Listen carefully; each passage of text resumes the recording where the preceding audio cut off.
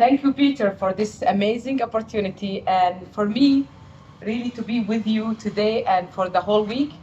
It's not only for the sake of presenting who I am and my work, but also to learn from you and how you experienced the trip. Because the last time I was here, I couldn't sleep.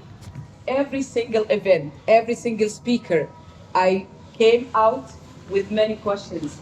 I wasn't there to debrief with myself because I had the students, so I needed to give the time to the students, but I needed to do this afterwards. And it was really difficult because you need to do it on the spot. The feelings and the thoughts are really very important to process them on the spot. So I really wanted to come with people in my age, people who have some experiences like me, and to get the opportunity to debrief with you and to see the things through your eyes and not only through my eyes, and to share these experiences. And as Peter said, usually he would say, Amal, please tell your story. My story is not only my story. It's everyone's story. It's especially women.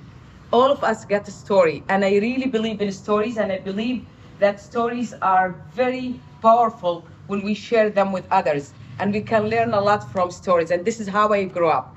So I'll start from day one in my life, okay? Maybe before day one, okay?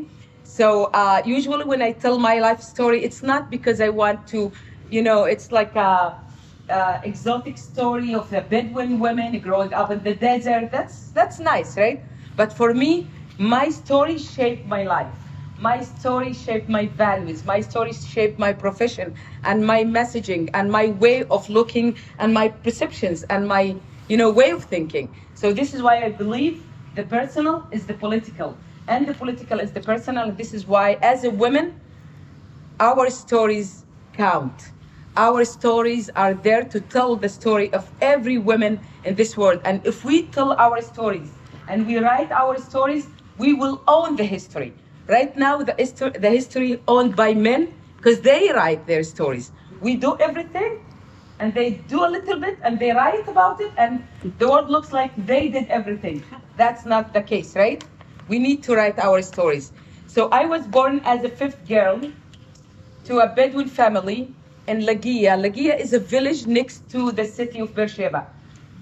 The city of Beersheba is next to my village. Okay, let's put it differently. Okay, so, and when I was born, it was a tragedy for my parents. My mother was worried that my father will marry with a second wife. And my father was worried because of me, he became Abul Banat, the father of the girls.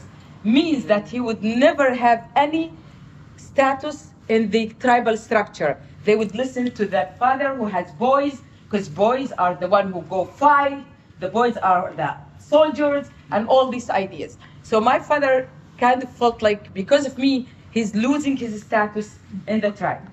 So I was the first among my sisters to be born at the hospital. All my sisters were born in the tent. So my father thought I am a boy, so he said, I want to do everything to save that boy, so she will give birth at the Soroka hospital, the fancy hospital in Beersheba. It's a girl. My mother was crying all day because she was worried that my father will tell her, that's it, I am married with a second woman because I want to have boys. And she was crying and crying, and my father came to the hospital and he looked at her and he said, Hajar, my mother's name is Hajar, okay? Hajar, I promise you not to marry with a second wife, but you promise me to give her the name Amal, means hope. Hoping God will give us boys after her. 5 boys were born after me. Wow. Good start, huh? And this is how my name is not actually my name. It's a name that I was given to make up for something. I needed to prove to my parents that I worth something, that I am better than boys, that I can do things. So from the very early age, I was fighting over everything. So the meals on Fridays, right, Mehdi? We have the meals on Fridays after the prayer. So that meal is the big meal. That's the only time we eat chicken and rice. And once a month we will eat lamb and rice, okay? So for that meal, my mother will give us the rice and the bread and keep the chicken aside until we fill our stomach. Then she will divide the chicken and we will give us small pieces. And she will give the girls the small piece of a chicken. She will give the boys the breast or the leg. And every time I see this, I was 4 years old, I would jump on my brother and take his piece of a chicken. And my sister would say, "Are you crazy? You are fighting over food." For me at that time, yes, it was over food. But it was clear that it wasn't over food. It was clear that it's over my rights. It's something that I felt deeply, that this is not fair to be treated in such a way that my brothers will get the nice piece of chicken. They will get the nice treatment. They won't work hard like we work hard as girls. I felt this is not the place I want to be part, and I want to do something about it. So I started being a troublemaker. My mother felt so overwhelmed by me around her. She came to my grandfather and she said, "Take her. I'm tired of her fights. I'm tired of everything. Do something with her." And my grandfather decided to give me the best job ever. Can you guess what's that? Shepherd. Shepherd. Yes. At the age of 5, I used to take 50 sheep, 3 cows, and a donkey, and 11 goats. I hate goats. I'll tell you why, okay?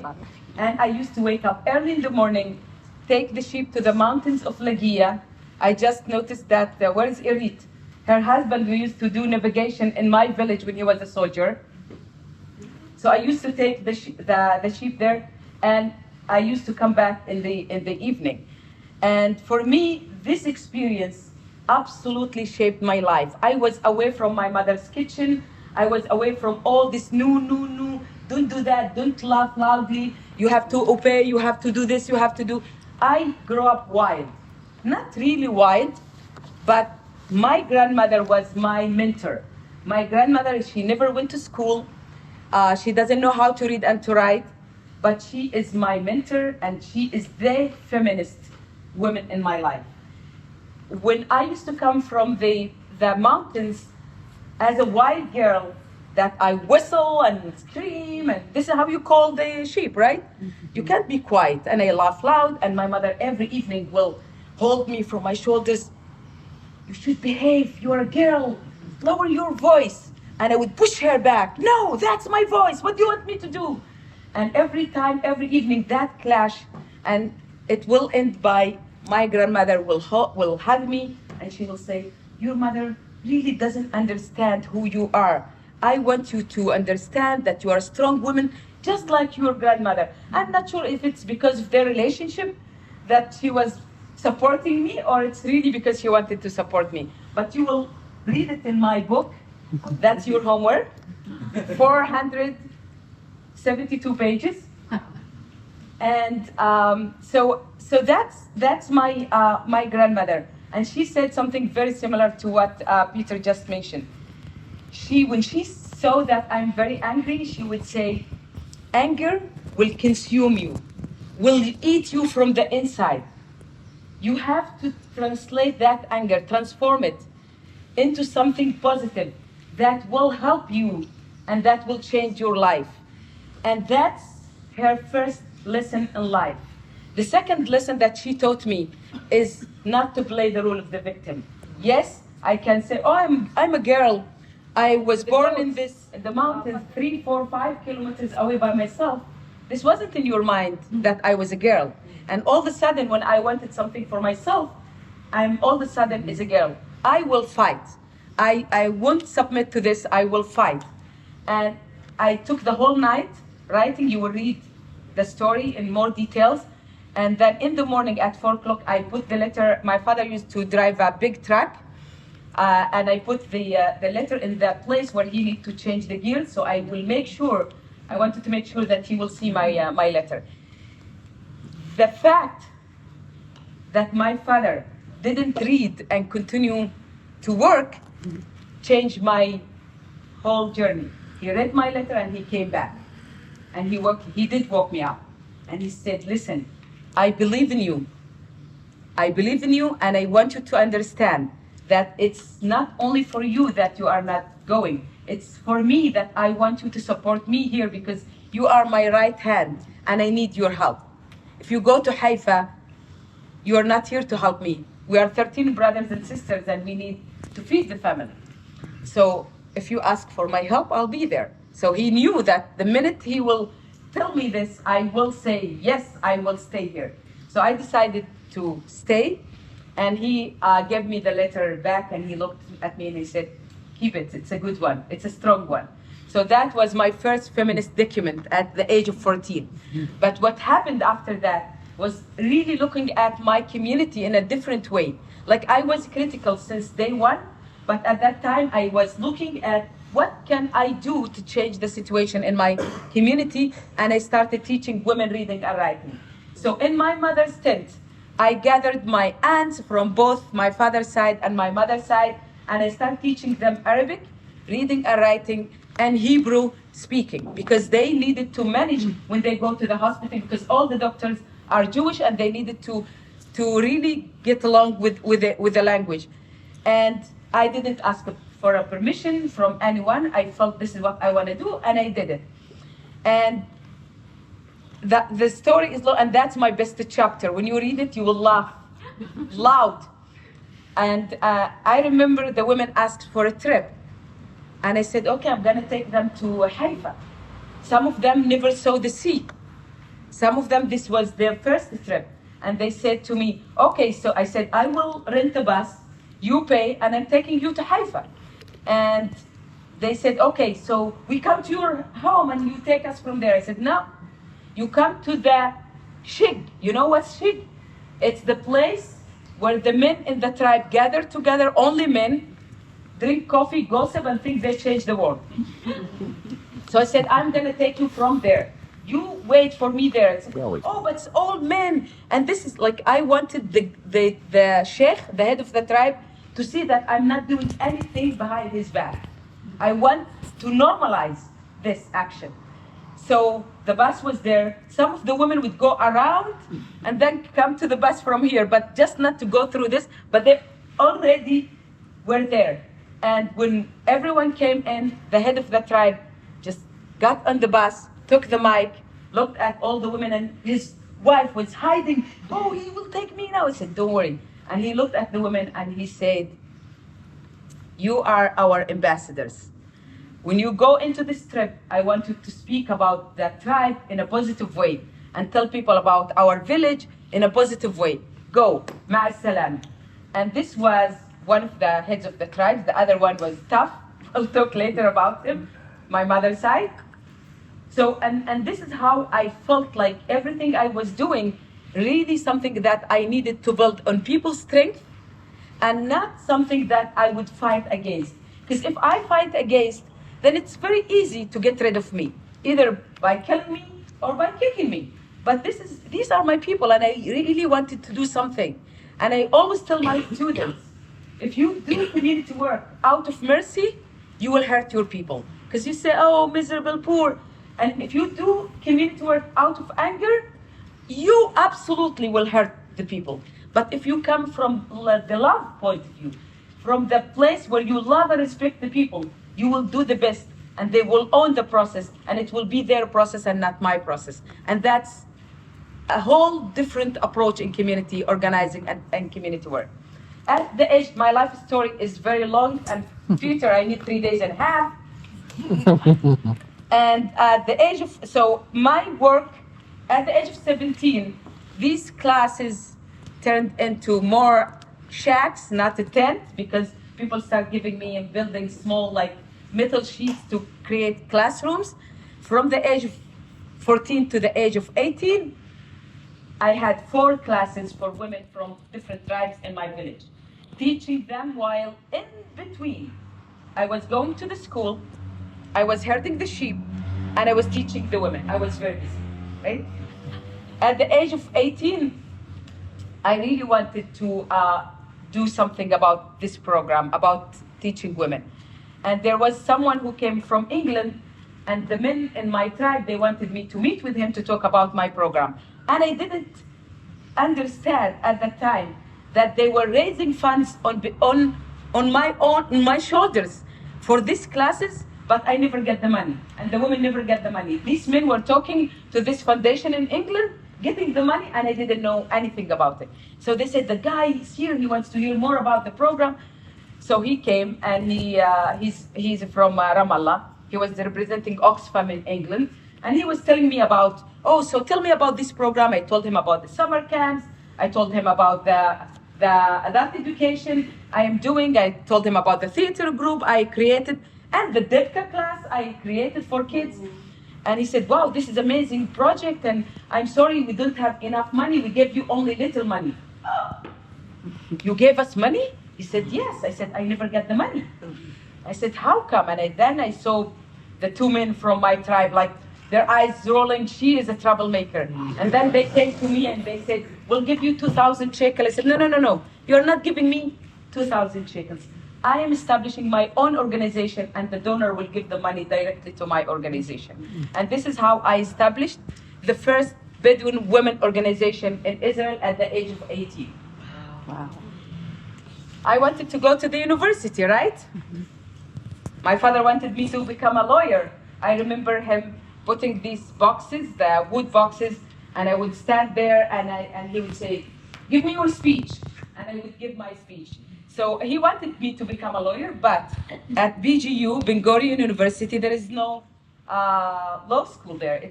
It's either Haifa and Tel Aviv, and it's the same story. I won't be able to travel to Haifa or Tel Aviv. I have to study in Beersheba, which is 17 kilometers. It's right, 17 kilometers, that's true, but it's centuries away. It's the city, it's the Jewish city, and I'm living here in a Bedouin village. At that time, wasn't recognized village, no water, no electricity, no services, nothing. And I really wanted to go to the university, so I applied to social work, and I get rejected because of age. In Israel, for medicine and for social work, any profession that has something to do with people, you have to be 21 years old. And they would tell you you are below the age. And this is not only that, it's also policy, because Jewish kids will go join the army and they will come only at the age of 21. So they don't want me to go to the university before them. So this is another way of really discriminating against the Arab minority in Israel by you serve in the army, you don't serve in the army, right? So I was rejected, but when I was rejected, this wasn't something that I accept, right? So at that time, Amnon Rubinstein was the Minister of Education. He was Meretz. This was the leftist party. It was 1993, was great days, good time. Oslo, everyone was dreaming of two-state solution as something final, and that's what we will have. And I wrote him a letter. And for me to write a letter in my village, I had to travel to Beersheba to put that envelope in the post office, because in my village there is no services even for a post office. And after 3 weeks, there was a woman coming to my village and asking people, do you know who's Amal Elsana? Where's her house? And it's like Morocco. Everyone will take you. You say, where's Amal? Everyone will take you to my place. And that woman was Naomi Khazan. Naomi Khazan, the Knesset member, she was also a minister, and she was a young Knesset member at that time. When my father decided to send my sister in 1982, my sister was the first Bedouin to go to the teacher college, just to be a teacher, like you, and she wanted to educate, and she is really passionate about this. My relatives put sugar in my father's truck and blew it up. And this was the first price my father paid for being someone who's supporting girls' education. And the second time happened when I decided to marry outside of the tribe. And in my traditions, you have to marry with your cousin, and you have, if it's not from your mother's side, it has to be from your father's, it has to be first from your father's side. If not, then they offer you to your mother's side. I'm like an object, right? Mm-hmm. So the whole story started when I wanted to come to Canada to do my master's degree. I was offered this scholarship, and I remember, that's a good story that I'm gonna tell, yes. So when I was in my third year at the School of Social Work, every time they had someone from America or Canada, to come to visit, they want me to speak about the Bedouin community and the unrecognized villages and human rights and all these policies. So one group came from McGill University. This is how I ended it at McGill University. I was taking them around in the Bedouin villages and explaining the land dispute between the government of Israel and the Bedouin, and the unrecognized villages, and how Bedouin lives without rights and without water, without electricity, and in the only democracy, the Middle East, right? So, at the end of the trip, the tour, a guy came to me and he said, "Oh, Amal, so what do you do?" He spoke Hebrew. And I said, "I'm in my last year in social work." He said, "I have this program that brings Palestinian Jordanians to Canada, and Israelis to Canada to do master's degree in social work, and I want you to come with us." And I said, what is Canada?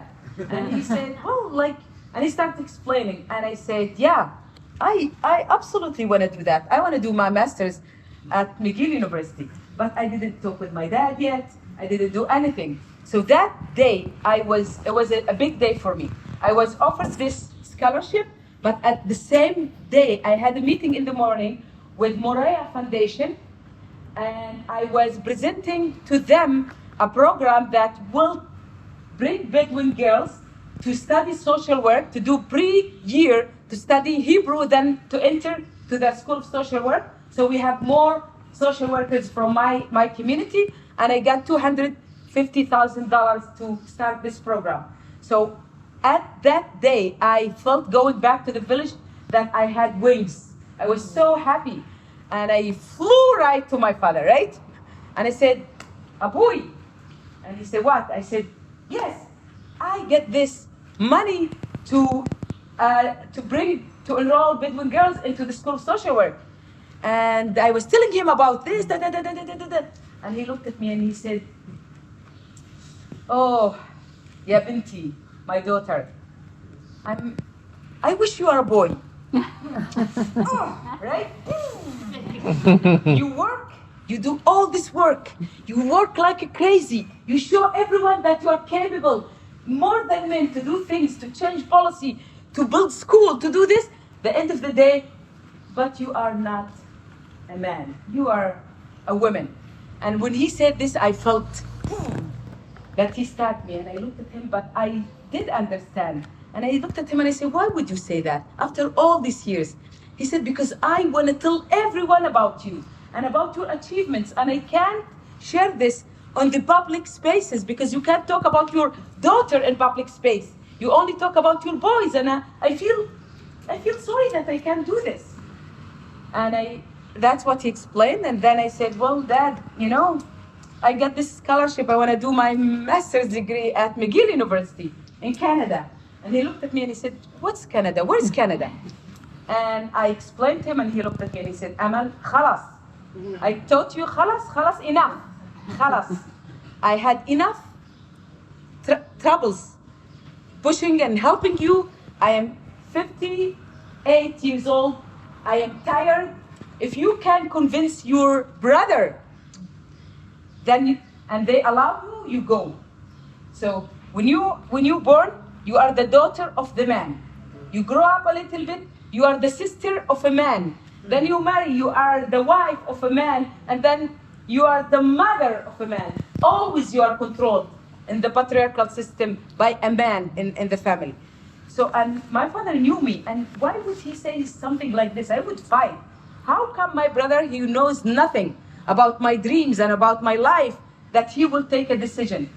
And I start organizing and strategizing and creating lobby. And every evening when they sit around the meal, this is how you do lobby, okay? I'm giving you a lesson in lobby.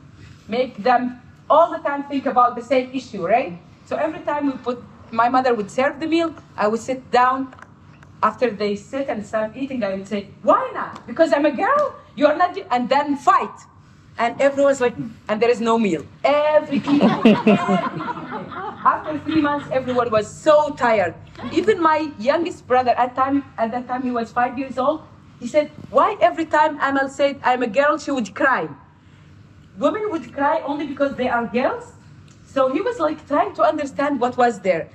And then my brother-in-law came and he said, Amal, enough, khalas. You're fighting. Get married and move the responsibility from your father's shoulder to your husband's shoulders and go.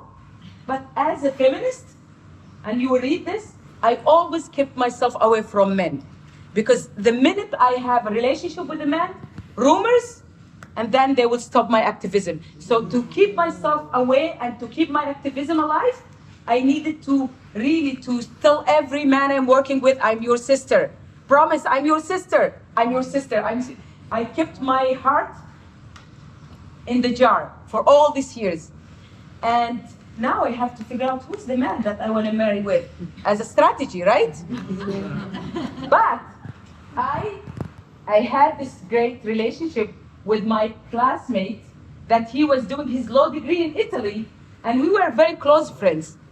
So I wanted to check if the man is available or not. Right? At that time, it's a movie, right? At that time, a woman from Italy, from Torino, was doing her PhD, and I was her case study. And I came and I said, Paula, I want to go to Italy. And she said, for what? I said, to present your thesis. She said, no. Tell me exactly what is it. I said, I want to go and meet this guy, see if he's the guy that I want to marry with. But I need an excuse. And she said, oh, but I don't have money. I said, don't worry. At that time, I used to sell sheep, raise and sell sheep. I had money in my pocket. So money is important for us women, yeah, right? So I said, you just tell my father that you need me. And if you need me, my father, you're our guest, my father will say, okay. So she came to my dad and she told him. And my dad said, well, you know what?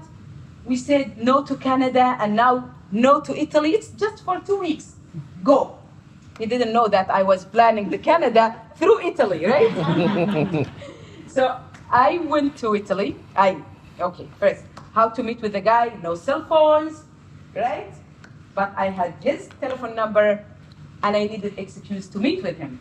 So I told his brother that I was helping in a high school in the village, that I'm going to Italy. He should tell his father if he wants to send money to Anwar. Anwar is my husband, okay, today, and us. And his father came, gave me the money, told Anwar, I have money for you should meet with me in Torino. The guy is in Sicily. He had to do all the way up to meet with me. So he came, he knocked the door, and Paula said, Paula knew all the story, right? But before I departure, I took, are you familiar with a movie called Shtikat Ha'armon, The Silence of the Palace? It's a Tunisian movie about women's status. Very powerful, very powerful. It came out in 1994, was nominated for the Oscar.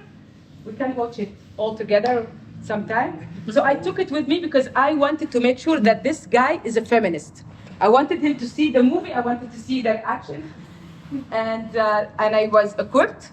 I took the flight to Italy and Torino, and in the evening, Anwar came, he knocked the door, and she said, open. He said, no, you open the door. And she said, okay. She opened the door, and here we are. Anwar with long hair, and I clicked. I felt that's the guy. No strategy, nothing, it's love. And I looked at him and I said, you know what, why I'm here? He said, I know why are you here? I know that this is part of your strategy, but I love you and I'm willing to do everything.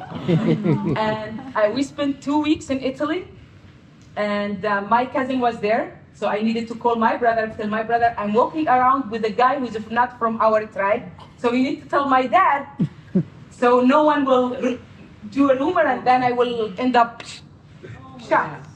And my brother said, you know what? I trust Anwar because they knew him. I trust Anwar. Don't walk around with my cousin. He's bad guy. Walk with Anwar. He's a guy that we trust. And then I told Anwar that we watched the movie together with other Bedouin guys because everyone studying Italy because they cannot compete in the Israeli universities coming from the Bedouin community. So they all go to Italy or Europe. And he was watching and he was fighting for women, and it was, yes, check. He passed, that's it. this is my future husband. I went back. It was Erev Shabbat. I was waiting for my mother to leave the room because my mother was so against me.